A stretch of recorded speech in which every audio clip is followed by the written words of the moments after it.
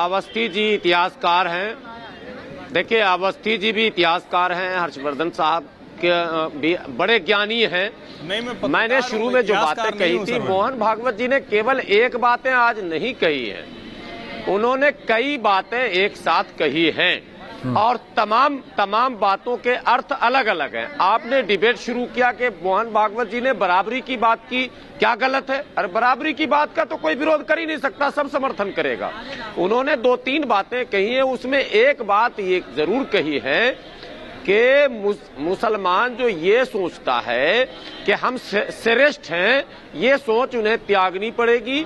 ये बात भी बहुत सही है अगर कोई सोचता है तो। हालांकि माइक्रो माइनॉरिटी है वो लोग जो इस तरह की सोच रखते हैं, आम मुसलमानों का कोई लेना देना नहीं है। आम मुसलमान आज भी सरकार से अपने आप को मुख्य धारा में जोड़ने की गुहार लगा रहा है।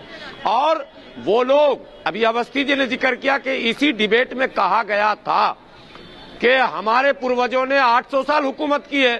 साहब, एक भी उनके वंशज अगर भारत में दिख जाएं जो तुगलक, बलबन, ऐबक, खिलजी, मुगल, उन किसी से भी अपना रिश्ता बता दें, स्पष्ट कर दें, तो मैं मान जाऊं। उनके वंशज ढूंढने से नहीं मिलेंगे। अपने सपनों का बिजनेस शुरू करने के लिए आपको कोई भी बैंक बिजनेस लोन नहीं दे रहा?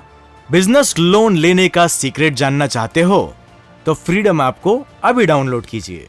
ढूंढने से नहीं मिलेंगे, वो थे भी नहीं भारतीय।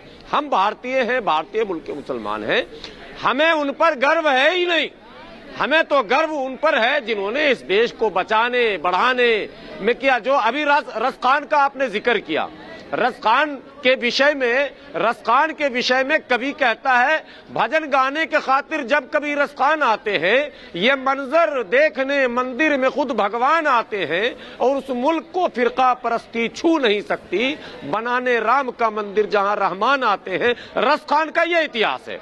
तो कृष्ण भक्त के सूचियों में अगर आप जब नाम कहेंगे तो रसखान के बगैर पूरा ही नहीं होगा सूची।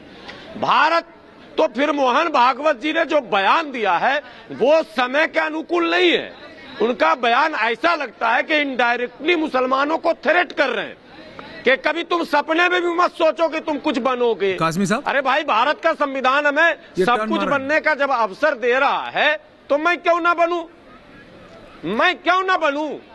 मैं ये सोच क्यों ना रखूं कि मैं साइंटिस्ट बनूं, मैं मिसाइल मैन बनूं, मैं देश में बड़े से बड़े विमान का निर्माता बनूं, मैं देश का प्रधानमंत्री राष्ट्रपति बनूं, सेना प्रमुख बनूं। ये सोच मैं क्यों ना रखूं?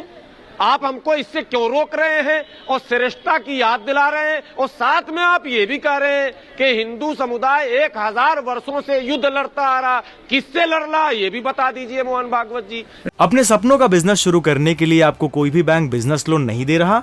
बिजनेस लोन लेने का सीक्रेट जानना चाहते हो तो फ्रीडम ऐप को अभी डाउनलोड कीजिए।